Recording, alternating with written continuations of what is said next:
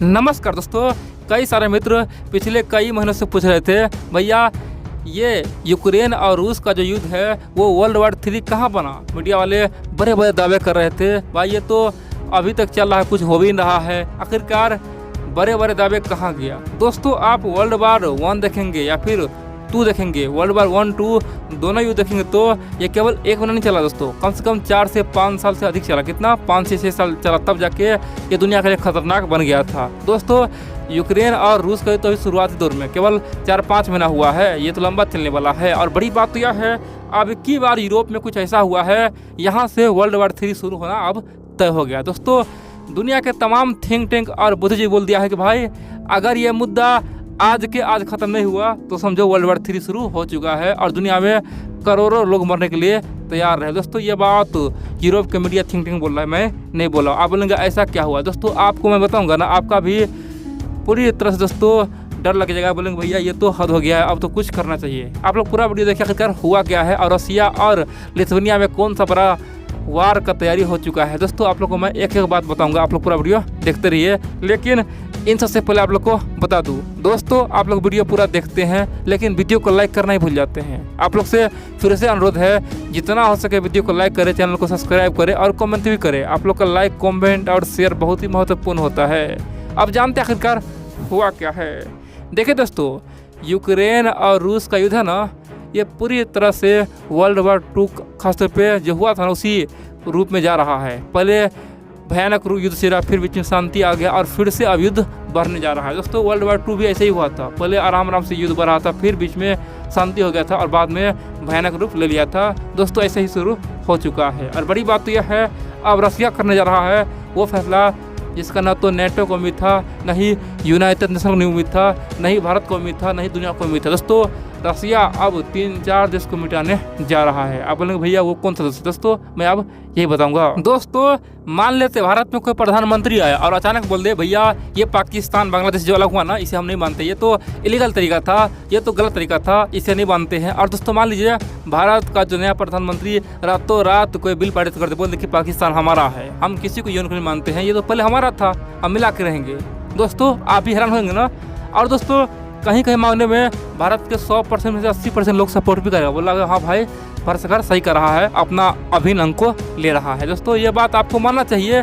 हमारा खासतौर पे अगर ऐसा खासतौर प्रधानमंत्री एक्शन ले तो हमारे देश में कई सारे लोग सपोर्ट भी करेगा। आप बोलेंगे तो हम क्या बोल रहे हैं। दोस्तों रसिया में भी अब यही चल रहा है। जब से सोवियत संघ टूटा है ना, रसिया को खासतौर पे कमज़ोर इतना कर दिया ना यूएन, खासतौर पे ये यूनाइटेड नेशन, ये नेटो सब कमज़ोर कर दिया। अब पुतिन बोला है कि जब हम कमज़ोर हो ही चुके हैं, जब हमें दुनिया एक तरफा घेर ही रहा है तो भैया हम टूटेंगे क्यों। अब हम जो भी हमारा हिस्सा टूटा हुआ सबको हम लेंगे और वो भी ज़बरदस्ती लेंगे, पटक पटक के लेंगे, दौरा दौरा के मारेंगे जो बीच में आएगा, क्योंकि हमें दुनिया वैसे ही परेशान कर ही रहा है। और बड़ी बात तो यह दोस्तों पुतिन ने हाल ही में एक बड़ा अनाउंस, खासतौर पे एक बड़ा मीटिंग किया। अपने आप में एक बहुत बड़ा विचार हुआ। विचार यह था कि क्यों ना हम धीरे धीरे तमाम देश को इलीगल बोले कि जो भी देश हमसे निकला है 14 देश सब इलीगल है और सबको हम ले रहे हैं। जो शांति से आएगा उसे प्यार देंगे और जो युद्ध करेगा उसे तलवार देंगे। दोस्तों ये राजा महाराजा की तरह हुक्म सुनाने का खासतौर पे प्लानिंग किया। और बड़ी बात तो यह है इस कड़ी में सबसे पहले कौन देश आया। दोस्तों सबसे पहले लिथुआनिया का नाम आया।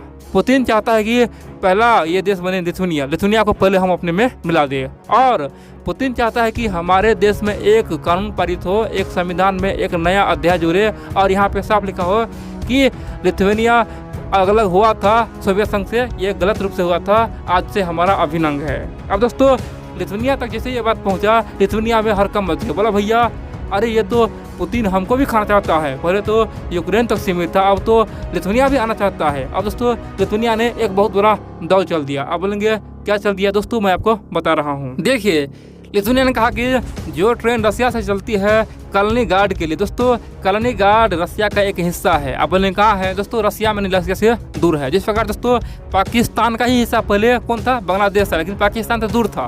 कितना दूर था, 2 रास्ता था। एक तो आप भारत होते हुए जाए बांग्लादेश, ठीक है दोस्तों।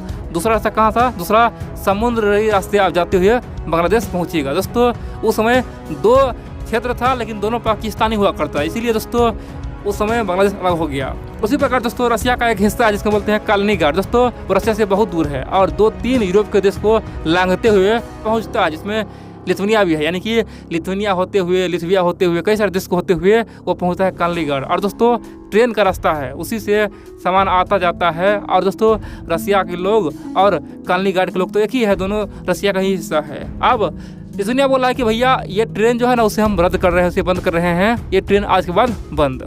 अब दोस्तों पुतिन ने ओपनली कहा, रूस ने ओपनली कहा कि भाई तुम्हारा इतना हिम्मत कैसे हुआ, जब सोवियत संघ टूटा था तभी एग्रीमेंट हुआ था कि किसी भी सूरत में ये ट्रेन बंद नहीं होगा, हमेशा लिथुनिया होते हुए खासतौर पर रूस से कालिनिंग्राड ट्रेन जाएगी, आएगी, जो भी है आएगी। आप बोलेंगे तो क्या रूस के पास कोई ऑप्शन नहीं है? दोस्तों रूस के पास कई सारे ऑप्शन है, चाहे तो हवाई क्षेत्र से जा सकता है, चाहे तो समुद्री रास्ते जा सकता है। जिस प्रकार से पाकिस्तान पहले हवाई रास्ते पहुंचता था, कहाँ पे, बांग्लादेश पहुंचता था, समुद्री रास्ते पहुंचता था, और कुछ लोग तो भारत होते हुए बांग्लादेश पहुंचता था। दोस्तों उसी प्रकार से पुतिन के पास बहुत सारे ऑप्शन है, लेकिन अब ये तय हो चुका है कि भैया बहुत जल्द अब ये रसिया वाले हमला किसे बोलेगा? ये बोलेगा लिथुनिया पे हमला। आप बोलेंगे कैसे होगा? दोस्तों बेलारूस रूस का परम मित्र है, ठीक है, और बेलारूस के रास्ते पूरी तरह से लिथुनिया को घेरने का प्लानिंग हो चुका है। और भविष्य में दोस्तों लिथुनिया नाम का देश अब मिटने ही वाला है। और जो सोच रूस का है ना, अगर ये कामयाब हो गया तो एक एक करके 14 देश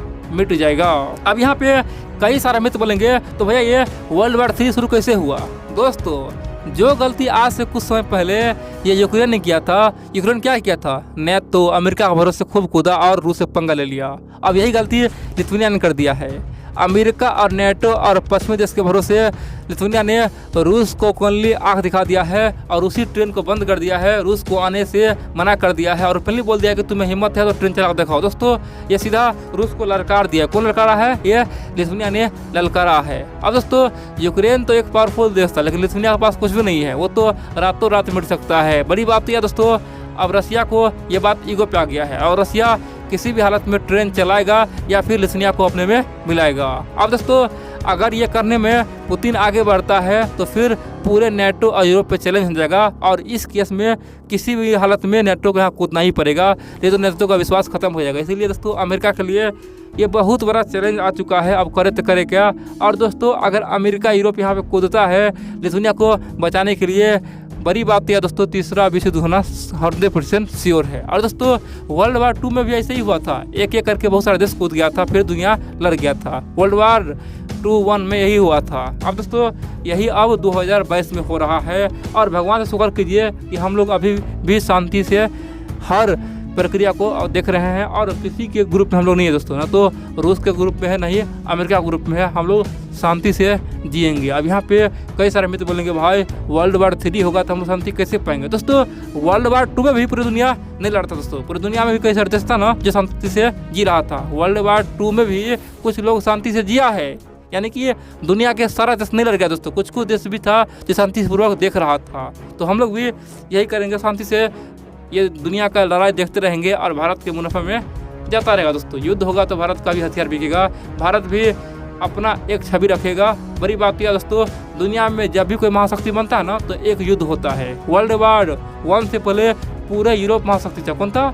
वर्ल्ड वार 1 से पहले यूरोप महाशक्ति था, जर्मनी महाशक्ति था, जब खासतौर पे उस समय दोस्तों फ्रांस महाशक्ति हुआ करता था, ब्रिटेन महाशक्ति हुआ करता था। लेकिन वर्ल्ड वार खत्म हुआ, खासतौर पे यूरोप का पावर खत्म हुआ दोस्तों। वर्ल्ड वार 2 खत्म हुआ तो फिर अमेरिका सुपर पावर बना, ठीक है दोस्तों। अब 3 होगा तो भारत महाशक्ति बनेगा।